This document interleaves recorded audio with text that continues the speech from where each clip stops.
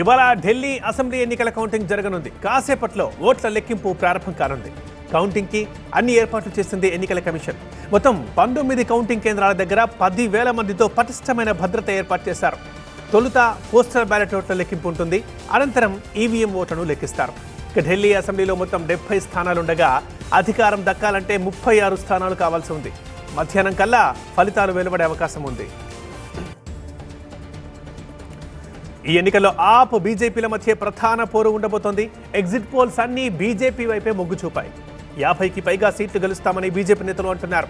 అయితే exit polls ని కొట్టిపారేస్తున్నారు కేజ్రీవాల్. వరుసగా 4వసారి తామే ప్రభుత్వం ఏర్పాటు చేస్తామని ధీమా వ్యక్తం చేస్తున్నారు. అసెంబ్లీ ఎన్నికల ఫలితాలకు ముందు ఢిల్లీలో రాజకీయాలు మరింత వేడెక్కాయి. తమ పార్టీ అభ్యర్థుల్ని వారి వైపు లాక్కోవాలని బీజేపీ కుట్రలు పన్నుతోందంటూ ఆరోపించారు ఆప్ అధినేత కేజ్రీవాల్. పలువురు అభ్యర్థులకు ఫోన్ చేసి 15 కోట్లు ఇస్తామని ఆఫర్ చేసిందని ఆరోపించారు. ఈ అంశంపై బీజేపీ ఫిర్యాదు చేయడంతో ఏసీబీ దర్యాప్తుకు ఆదేశించారు ఢిల్లీ లెఫ్టినెంట్ గవర్నర్ వీకే Saxena. Delhi lieutenant governor దర్యాప్తుకి ఆదేశించడంపై Aam Aadmi party counter ఇచ్చింది. లెఫ్టినెంట్ గవర్నర్ డ్రామా చేస్తున్నారంటూ ఆప్ ఎంపీ సంజయ్ సింగ్ ఆరోపించారు. ఇప్పటి వరకు 16 మందికి పైగా ఆప్ అభ్యర్థులకు బీజేపీ నుంచి ఫోన్లు వచ్చాయన్నారు. ఏసీబీ తప్పనిసరిగా చర్యలు తీసుకోవాలంటూ సంజయ్ సింగ్ డిమాండ్ చేశారు. కేజ్రీవాల్ ఇంటి దగ్గర హైడ్రామా చోటు చేసుకుంది. ఏసీబీ అధికారుల్ని ఆప్ అడ్వకేట్లు అడ్డుకున్నారు. అసలు ఏ రూల్ ప్రకారం కేజ్రీవాల్ ఇంటికి వచ్చారు అంటూ వాగ్వాదానికి దిగారు. అయితే ఏసీబీ అధికారులు కేజ్రీవాల్కు నోటీసులు ఇచ్చి వెళ్లిపోయారు. ఆరోపణలపై వివరణ ఇవ్వాల్సిందిగా నోటీసుల్లో స్పష్టం చేశారు. మరోవైపు ఏసీబీ అధికారులకు బీజేపీపై కంప్లైంట్ ఇచ్చారు ఆప్ ఎంపీ సంజయ్ సింగ్. తమ ఫిర్యాదుపై కూడా చర్యలు తీసుకోవాలన్నారు. కేంద్ర కేబినెట్ కీలక నిర్ణయం తీసుకుంది. సౌత్ కోస్ట్ రైల్వే జోన్కి కేంద్ర కేబినెట్ ఆమోదం తెలిపింది. విశాఖ కేంద్రంగా సౌత్ కోస్ట్ రైల్వే జోన్ ఏర్పాటుకి ఓకే చెప్పింది. వాల్తేరు డివిజన్ పేరు ఇక విశాఖపట్నం డివిజన్గా మార్పు చెందబోతోంది. ఏపీ విభజన చట్టంలో ఇచ్చిన హామీ మేరకు కొత్త జోన్ ఏర్పాటు చేస్తున్నట్టు ప్రకటించింది కేంద్రం. పాత వాల్తేరు డివిజన్ని 2గా విభజించింది. 410 కిలోమీటర్ల మేర విశాఖపట్నం డివిజన్గా మార్పు చేసింది. ఇన్కమ్ ట్యాక్స్ 12 లక్షల వరకు రిలీఫ్ ఇచ్చి మధ్యతరగతి ప్రజలకు గుడ్ న్యూస్ చెప్పిన కేంద్రం ఇప్పుడు మరో కీలక నిర్ణయం తీసుకుంది. ఈ నెల 13 లోపు పార్లమెంట్లో కొత్త ఇన్కమ్ ట్యాక్స్ బిల్లు ప్రవేశపెట్టాలని నిర్ణయించింది. కొత్త ఇన్కమ్ ట్యాక్స్ బిల్లుకి కేబినెట్ ఆమోదం తెలిపింది. కొత్త ఇన్కమ్ ట్యాక్స్తో ప్రస్తుత విధానాలు సరళీకృతం కానున్నాయి. 1961 నుంచి అమలవుతున్న ట్యాక్స్ విధానానికి ఇక స్వస్తి చెప్పబోతున్నారు. వ్యవసాయ అనుబంధ రంగాలపై సీఎం చంద్రబాబు సమీక్ష నిర్వహించారు. మంత్రి అచ్చెన్నాయుడు అధికారులు రివ్యూకి హాజరయ్యారు. వ్యవసాయ రంగంలో 20% గ్రోత్ రేట్ లక్ష్యంగా ప్రణాళికలు ఉండాలని ఆదేశించారు. ఈసారి హార్టికల్చర్కి అధిక ప్రాధాన్యం ఉంటుందన్నారు అచ్చెన్నాయుడు. ప్రకృతి సేద్యానికి కృషి చేయాలని సీఎం చెప్పారని తెలిపారు. తెలంగాణలో స్థానిక సంస్థల ఎన్నికలకు సిద్ధమవుతున్న రాష్ట్ర ఎన్నికల సంఘం సిబ్బందికి శిక్షణ ఇవ్వాలని నిర్ణయించింది. ఈ నెల 15లోగా శిక్షణ పూర్తి చేయాలన్న ఆలోచనలో ఉంది. ఈ నెల 10, 12, 15న పీఓ, ఏపీఓలకు శిక్షణ ఇవ్వబోతోంది. వెంటనే సిబ్బందిని నియమించాలని కలెక్టర్ను ఆదేశించింది. 2 వారాల్లో స్థానిక ఎన్నికల నోటిఫికేషన్ వచ్చే అవకాశం ఉందని ప్రభుత్వం కూడా చెబుతోంది. ఈలోపే సిద్ధంగా ఉండేలా తెలంగాణ ఎన్నికల కమిషన్ ఏర్పాట్లు చేసుకుంటోంది. జనవరి 26న కొత్త రేషన్ కార్డుల జారీ ప్రారంభించిన తెలంగాణ ప్రభుత్వం సమస్యలపై ఫోకస్ చేసింది. ప్రజాపాలన దరఖాస్తులు, పంచాయతీలో ఇచ్చిన దరఖాస్తులతో పాటు రేషన్ కార్డుల కోసం మీ సేవలో దరఖాస్తు చేసుకునే అవకాశం కల్పించింది. అలాగే రేషన్ కార్డులో మార్పులు, చేర్పులకు అవకాశం ఇచ్చింది. దీంతో ప్రజలకు త్వరగా రేషన్ కార్డులు వచ్చే అవకాశం ఉందని చెబుతోంది ప్రభుత్వం. హైదరాబాద్ ఉస్మానియా యూనివర్సిటీలో ఉద్రిక్త పరిస్థితులు ఏర్పడ్డాయి. అడ్మినిస్ట్రేషన్ భవనాన్ని ముట్టడించారు విద్యార్థులు. పీజీ సెమిస్టర్ పరీక్షల్ని వాయిదా వేయాలంటూ డిమాండ్ చేశారు. ఈ నెల 18 నుండి జరగనున్న మొదటి, 3వ సెమిస్టర్ ఎగ్జామ్స్ వాయిదా వేయాలని కోరుతున్నారు. వరుసగా పలు కాంపిటేటివ్ పరీక్షలు అదే టైంలో ఉండడంతో పాటు సిలబస్ పూర్తి స్థాయిలో కంప్లీట్ కాలేదని విద్యార్థుల ఆరోపణ. రాత్రి భోజనాన్ని బహిష్కరించి మరీ ఆందోళన చేశారు స్టూడెంట్స్. అయితే పరీక్షలు వాయిదా వేసే అవకాశం లేవని ఓయూ అధికారులు చెబుతున్నారు. వరంగల్ కాకతీయ బస్తీలో విద్యార్థులు కొట్టుకున్నారు. కామన్ మెస్లో సీనియర్లు, జూనియర్ల మధ్య గొడవ జరిగింది. జూనియర్లను చితకబాదారు సీనియర్ విద్యార్థులు. పలువురికి గాయాలు కావడంతో ఆసుపత్రికి తరలించారు. జూనియర్లు తమకు గౌరవం ఇవ్వడం లేదని సీనియర్లు ఆగ్రహం వ్యక్తం చేయడంతో గొడవ మొదలైంది. దీంతో కేసు నమోదు చేసి దర్యాప్తు చేస్తున్నారు పోలీసులు. Tirupati SV university B block మెస్లో జెర్రీ కలకలం రేపింది.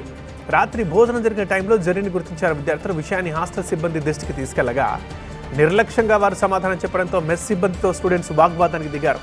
ఇది ఫస్ట్ టైం కాదని, ఇట్లాంటి ఘటనలు తరచూ జరుగుతున్నాయని ఆరోపిస్తున్నారు విద్యార్థులు. టీపీసీసీ కార్యవర్గ కూర్పుకి రంగం సిద్ధమవుతోంది. సామాజిక న్యాయం పాటించేలా పలువురు పేర్లను ఏఐసీసీ పెద్దలకు సమర్పించింది CM Revanth and TPCC chief Mahesh Goud బృందం. వర్కింగ్ ప్రెసిడెంట్ల ఎంపికలో రెడ్డి సామాజిక వర్గం నుంచి చామల కిరణ్ కుమార్ రెడ్డి, రోహిన్ రెడ్డి, రాజేందర్ రెడ్డి పేర్లను ప్రతిపాదించారు. ఎస్పీ సామాజిక వర్గం నుంచి సంపత్ కుమార్ అండ్ కవ్వంపల్లి సత్యనారాయణ, ప్రీతం పేర్లను సూచించారు. ఎస్టీ సామాజిక వర్గం నుంచి బలరాం నాయక్, బెల్లయ్య నాయక్, మురళీ నాయక్ పేర్లను ప్రతిపాదించారు. మైనారిటీ వర్గం నుంచి ఖురేషి, అజారుద్దీన్, ఫిరోజ్ ఖాన్ పేర్లను ఇచ్చారు. దీనిపై కాంగ్రెస్ అధిష్టానం త్వరలోనే తుది నిర్ణయం తీసుకోబోతోంది. బీసీలకు కాంగ్రెస్ చేసిన ద్రోహం అసలు ఎవరు మరిచిపోరని బీఆర్ఎస్ వర్కింగ్ ప్రెసిడెంట్ కేటీఆర్ ఆరోపిస్తున్నారు. అందుబాటులో ఉన్న బీసీ నేతలతో ఎమ్మెల్సీ సంభీపూర్ రాజు నివాసంలో కేటీఆర్ భేటీ అయ్యారు. బీసీలకు కాంగ్రెస్ ఇచ్చిన హామీల అమలుపై చర్చించారు. త్వరలోనే బీఆర్ఎస్ కార్యాచరణ ప్రకటించే అవకాశం ఉంది. ఐబీసీ 2025 సదస్సుకి ముఖ్య అతిథిగా రావాలని కేటీఆర్కి ఆహ్వానం పంపింది అమెరికాలోని నార్త్ వెస్టర్న్ యూనివర్సిటీ. ఈ సందర్భంగా దీని గురించి కూడా చర్చించారు. కుల గణనతో బీసీలకు కాంగ్రెస్ అన్యాయం చేస్తోందన్నారు కేంద్ర మంత్రి కిషన్ రెడ్డి. హిందూ బీసీలు, ముస్లిం బీసీలు అని ఏ చట్టంలో ఉందని ప్రశ్నించారు. బీసీల్లో ముస్లింలను కూడా కలిపి నిజమైన బీసీలకు అన్యాయం చేస్తున్నారంటూ మండిపడ్డారు. కులగణన జరిపిన విధానమే సరిగ్గా లేదన్నారు కిషన్ రెడ్డి. కులగణన సర్వేపై బీసీ సంఘాలు అభ్యంతరం చెబుతున్నాయని చెప్పారు. ఇదంతా కులాలు, మతాల పేరిట ప్రజల్ని విడగొట్టడం కాంగ్రెస్, రాహుల్కి అలవాటే అంటూ విమర్శించారు. ఇవాళ బీజేపీ ఆఫీసులో బ్రేక్ఫాస్ట్ మీటింగ్ జరగబోతోంది. కేంద్ర మంత్రి, బీజేపీ రాష్ట్ర అధ్యక్షుడు కిషన్ రెడ్డి అధ్యక్షతన ఈ సమావేశం జరగనుంది. ఎంపీలు, ఎమ్మెల్యేలు, పదాధికారులతో భేటీ అవుతున్నారు కిషన్ రెడ్డి. ఎమ్మెల్సీ ఎన్నికల్లో అనుసరించాల్సిన వ్యూహంపై చర్చిస్తారు. ఇక పట్టభద్రులు, ఉపాధ్యాయులకు చేరువయ్యేలా ప్రణాళికలు రూపొందించబోతున్నారు. కాంగ్రెస్ ఇచ్చిన 420 హామీల్ని తుంగలో తొక్కిందన్నారు బీజేపీ ఎమ్మెల్సీ అభ్యర్థి అంజిరెడ్డి. కరీంనగర్, నిజామాబాద్, ఆదిలాబాద్, మెదక్ పట్టభద్రుల ఎమ్మెల్సీగా అంజిరెడ్డి నామినేషన్ దాఖలు చేశారు. ఈ కార్యక్రమంలో ఎమ్మెల్యే వెంకటరమణారెడ్డి, బీజేపీ నేతలు పాల్గొన్నారు. ఈ ఎన్నికల్లో కాంగ్రెస్కి బుద్ధి చెప్పాలన్నారు అంజిరెడ్డి. పట్టభద్రులందరూ బీజేపీ వైపే ఉన్నారంటూ ధీమా వ్యక్తం చేశారు. ఫిరాయింపుల అంశంలో బీఆర్ఎస్, కాంగ్రెస్లు ఒక్కటే అన్నారు బీజేపీ ఎమ్మెల్యే వెంకటరమణారెడ్డి. ఫిరాయింపు ఎమ్మెల్యేలు రాజీనామా చేసి పోటీ చేయాలంటూ డిమాండ్ చేశారు. కులగణన కాదు, రాజకీయ గణన చేశారంటూ విమర్శించారు. కేసీఆర్, రేవంత్ల మైండ్ సెట్ ఒకటేనని, ప్రభుత్వాన్ని కూల్చే ఓపిక తమకు లేదని అన్నారు. ప్రజా సమస్యలపై బీజేపీ పోరాడుతూనే ఉంటుందన్నారు వెంకటరమణారెడ్డి. తన సోదరుడు జగన్పై వైఎస్ షర్మిల సంచలన వ్యాఖ్యలు చేశారు. జగన్ వల్ల కష్టాలు పడ్డానంటూ విజయసాయి తనకు చెప్పారన్నారు. విజయసాయి రెడ్డితో తనపై బలవంతంగా ఆరోపణలు చేయించారని, జగనే ప్రెస్ మీట్ పెట్టించి మరీ అబద్ధాలు చెప్పించారని తెలిపారు. విజయసాయి రెడ్డి, వైవి మాటలు అసత్యాలని విజయలక్ష్మి కూడా చెప్పారని అన్నారు షర్మిల. ఇక మరోసారి ప్రెస్ మీట్ పెట్టలేదని, విజయసాయి రెడ్డిపై జగన్ మండిపడ్డారని కూడా చెప్పారు. విజయసాయి ఒప్పుకోలేదని, సుబ్బారెడ్డితో నా క్యారెక్టర్పై నీచంగా మాట్లాడించారన్నారు షర్మిల. రామ్ గోపాల్ వర్మని 9 గంటల సేపు ప్రశ్నించారు ఒంగోలు పోలీసులు. మరో కేసులో ఆర్జీవీకి నోటీసులు ఇచ్చారు. ఒంగోలులో పోలీసుల విచారణ ముగిసిన తర్వాత నోటీసులు ఇచ్చారు గుంటూరు సిఐడి తిరుమలరావు. ఈ నెల 10న విచారణకు హాజరు కావాలని ఆదేశించారు. కమ్మరాజ్యం సినిమాలో తమ మనోభావాలు దెబ్బతీశారని తెలుగు యువత అధికార ప్రతినిధి వంశీ ఇచ్చిన ఫిర్యాదు మేరకు కేసు నమోదైంది. మరోవైపు పోలీసుల విచారణ తర్వాత బయటకొచ్చి ఐ లవ్ ఒంగోలు పోలీస్ అంటూ తన సహజ శైలిలోనే మళ్ళీ ట్వీట్ చేశారు ఆర్జీవీ. మాజీ మంత్రి విడుదల రజనీపై అట్రాసిటీ కేసు నమోదైంది. చిలకలూరిపేట పిఎస్లో తనను హింసించారని ఐటీడీపీ అధ్యక్షుడు పిల్లి కోటేశ్వరరావు ఫిర్యాదు చేశారు. హైకోర్టు ఆదేశాలతో కేసు నమోదు చేశారు పోలీసులు. చిలకలూరిపేట పిఎస్లో విడుదల రజనీతో పాటు పిఏలు ఫనీ, రామకృష్ణ, సిఐ సూర్యనారాయణపై కేసు నమోదు చేశారు. విచారణకు హాజరు కావాలంటూ త్వరలోనే వీరికి నోటీసులు ఇచ్చే ఛాన్స్ ఉంది. హైదరాబాద్ మస్తాన్ సాయి కేసులో మరో ట్విస్ట్ బయటకొచ్చింది. మస్తాన్ సాయి హార్డ్ డిస్క్లో ఎస్పీ వీడియో బయటకొచ్చింది. ఎర్రచందనం యాంటీ స్మగ్లింగ్ టాస్క్ ఫోర్స్ ఎస్పీగా ఉన్న పి శ్రీనివాస్ ఫిర్యాదు చేయడానికి వచ్చిన ఒక మహిళతో వివాహేతర సంబంధం నడిపినట్టుగా తెలుస్తోంది. ఎస్పీ శ్రీనివాస్, లక్ష్మి అనే మహిళ మధ్య video calls Mastan Sai hard డిస్క్లో దర్శనమిచ్చాయి. గతేడాది షీ టీమ్స్కి ఎస్పీపై లక్ష్మి కంప్లైంట్ ఇచ్చింది. సంగారెడ్డి జిల్లా అమీన్పూర్ మున్సిపాలిటీలో పర్యటించారు హైడ్రా కమిషనర్ రంగనాథ్. మున్సిపాలిటీలోని రాజ్గోపాల్ నగర్, చక్రపురి కాలనీ అసోసియేషన్ సభ్యులతో సమావేశమయ్యారు. ప్లాట్లు కొనుగోలు చేసిన బాధితుల ఫిర్యాదుతో అక్కడికెళ్లి వివరాలు అడిగి తెలుసుకున్నారు. ఈ టైంలో సుప్రీంకోర్టు న్యాయవాది ముఖ్యం జోక్యం చేసుకుని ప్లాట్ల అంశం కోర్టు పరిధిలో ఉన్నప్పుడు చూసేందుకు ఎలా వచ్చారని రంగనాథ్ని ప్రశ్నించారు. దీంతో రంగనాథ్ ముఖ్యం మధ్య కాసేపు వాగ్వాదం జరిగింది. తనకంతా తెలుసని ఓవర్ యాక్షన్ చేయొద్దని ముఖ్యంకి వార్నింగ్ ఇచ్చారు రంగనాథ్. అక్రమం అని తేలితే ఏ ఒక్కరిని వదిలిపెట్టేది లేదని వార్నింగ్ ఇచ్చారు. హైదరాబాద్ కంటోన్మెంట్ బోర్డుని జీహెచ్ఎంసీలో విలీనం చేస్తేనే సమస్యలకు పరిష్కారం దొరుకుతుందన్నారు స్థానిక ఎమ్మెల్యే శ్రీ గణేష్. కంటోన్మెంట్లోని నరసింహనగర్, బాపూజీనగర్ బస్తీల్లో పర్యటించారు కాంగ్రెస్ ఎమ్మెల్యే.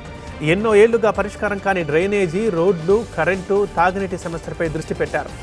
కంటోన్మెంట్ బోర్డు కేంద్ర ప్రభుత్వ ఆధీనంలో ఉండడంతో నిధుల కేటాయింపు సమస్యగా మారుతోందన్నారు. కంటోన్మెంట్ బోర్డు రాష్ట్ర ప్రభుత్వానికి చెల్లించాల్సిన సర్వీస్ ఛార్జీలను కూడా చెల్లించడం లేదన్నారు ఎమ్మెల్యే శ్రీ గణేష్.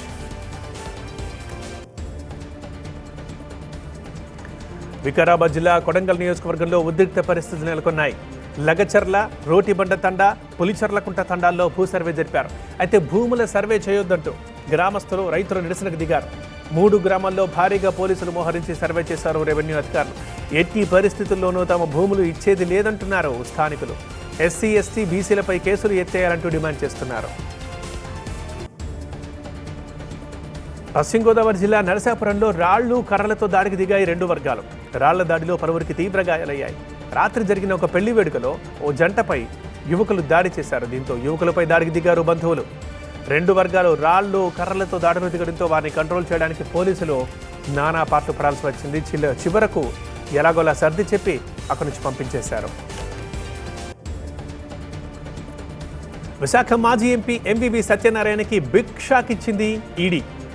విశాఖలో ఎంవీవీకి చెందిన 44 కోట్ల విలువైన హయగ్రీవ ఆస్తుల్ని జప్తు చేసింది.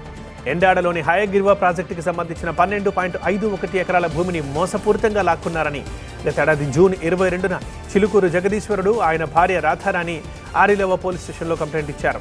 ఈ కేసు ఆధారంగా రంగంలో దిగిన ఈడీ దర్యాప్తు చేపట్టింది. ఎంవీవీ సత్యనారాయణ, ఆయన ఆడిటర్ జీవీలకి షాకిస్తూ విశాఖలోని 42 కోట్ల విలువైన 14 స్థిరాస్తుల్ని, మరో 3 కోట్ల దాకా విలువైన 6 చరాస్తుల్ని అటాచ్ చేసింది. మహారాష్ట్ర అసెంబ్లీ ఎన్నికల్లో అవకతవకలు జరిగాయన్నారు కాంగ్రెస్ అగ్రనేత రాహుల్ గాంధీ. లోక్సభ ఎన్నికల తర్వాత ఎన్నికల అధికారిని మార్చారని, లోక్సభ, అసెంబ్లీ ఎన్నికల మధ్య ఆ టైంలో 39 లక్షల మంది కొత్త ఓటర్లను చేర్చారని ఆరోపించారు. చాలా చోట్ల దళిత, గిరిజన, మైనారిటీల ఓట్లు తొలగించారంటూ మండిపడ్డారు.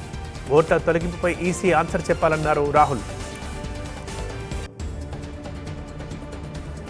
కాంగ్రెస్ అగ్రనేత రాహుల్ గాంధీ చేసిన వ్యాఖ్యలపై కేంద్ర ఎన్నికల సంఘం స్పందించింది. రాజకీయ పార్టీలో లేవనెత్తిన ప్రశ్నలు, సూచనలని తాము గౌరవిస్తున్నామని, త్వరలోనే లిఖితపూర్వకమైనగా స్పందిస్తామని స్పష్టం చేసింది. మహారాష్ట్ర ఓటర్లకు సంబంధించిన వివరాలన్నీ రాతపూర్వకంగా వెల్లడిస్తామని తెలిపింది. ఈసీపై రాహుల్ చేసిన ఆరోపణలకు మహారాష్ట్ర సీఎం దేవేంద్ర ఫడ్నవీస్ కౌంటర్ ఇచ్చారు. రాహుల్ గాంధీ కవర్ ఫైరింగ్ చేస్తున్నారంటూ ఫడ్నవీస్ కొట్టిపారేశారు. ఆత్మ పరిశీలన చేసుకోకుండా అబద్ధాలు చెబుతున్నంత కాలం కాంగ్రెస్ పునరుజ్జీవనం సాధ్యం కాదని ఫడ్నవీస్ ఆరోపించారు. ఉత్తరప్రదేశ్లోని ప్రయాగ్రాజ్లో జరుగుతున్న మహాకుంభమేళాకు పోటెత్తుతున్నారు భక్తులు. కుంభమేళా ప్రారంభమైనప్పటి నుంచి ఇప్పటిదాకా దాదాపు 40 కోట్ల మంది భక్తులు త్రివేణి సంగమంలో పుణ్యస్నానాలు ఆచరించారు. ఫిబ్రవరి 26 వరకు ఈ కుంభమేళా కొనసాగనుంది. 45 రోజుల పాటు జరిగే కుంభమేళాకి ప్రపంచ నలుమూలల నుంచి దాదాపు 50 కోట్ల మంది భక్తులు వస్తారని యూపీ ప్రభుత్వం అంచనా వేస్తోంది. తమిళనాడుకి చెందిన 97 మంది మత్స్యకారులను శ్రీలంక నేవీ అరెస్ట్ చేయడంపై ఢిల్లీలో ఆందోళనకు దిగారు డీఎంకే ఎంపీలు. కేంద్ర ప్రభుత్వం వారిని విడుదల చేయించేందుకు ప్రయత్నం చేయాలంటూ డిమాండ్ చేశారు. తమిళ జాలర్లను శ్రీలంక నేవీ చిత్రహింసలు పెడుతోందని డీఎంకే ఎంపీలు ఆరోపించారు. తనకు సెలవు ఇవ్వలేదని ఒక ప్రభుత్వ ఉద్యోగి తోటి ఉద్యోగులపై కత్తితో దాడి చేసిన ఘటన పశ్చిమ బెంగాల్లో చోటు చేసుకుంది. ఈ ఘటనలో 4 గాయపడ్డారు. సెలవు విషయంలో నిందితుడు తన ఉద్యోగులతో గొడవపడ్డాడు. మాటకు మాట పెరగడంతో తన దగ్గర ఉన్న కత్తితో వారిపై విచక్షణారహితంగా దాడి చేశాడు. ప్రధాని Modi France, America tour schedule ఖరారైంది. ఈ నెల 10 నుంచి 12 వరకు ఫ్రాన్స్లో పర్యటించబోతున్నారు ప్రధాని మోదీ. ఫ్రాన్స్ అధ్యక్షుడు మ్యాక్రాన్తో కలిసి ఏఐ సదస్సులో పాల్గొంటారు. ట్రంప్ ఆహ్వానంతో అమెరికా వెళ్తున్న ప్రధాని మోదీ ఈ నెల 12, 13 తేదీల్లో అమెరికాలో పర్యటిస్తారు.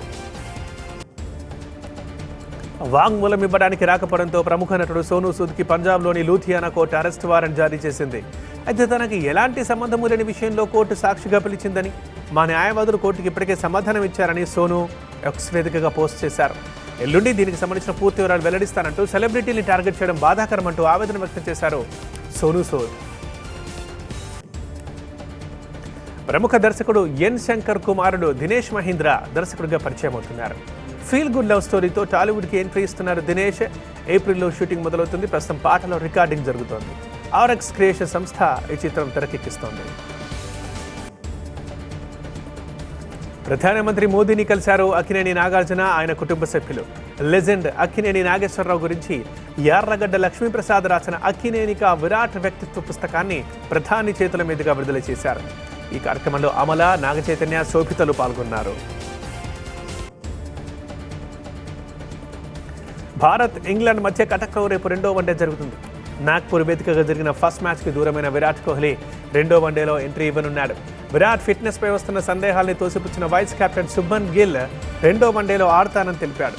కోహ్లీకి అయిన గాయం అంత తీవ్రమైంది కాదన్నారు గిల్.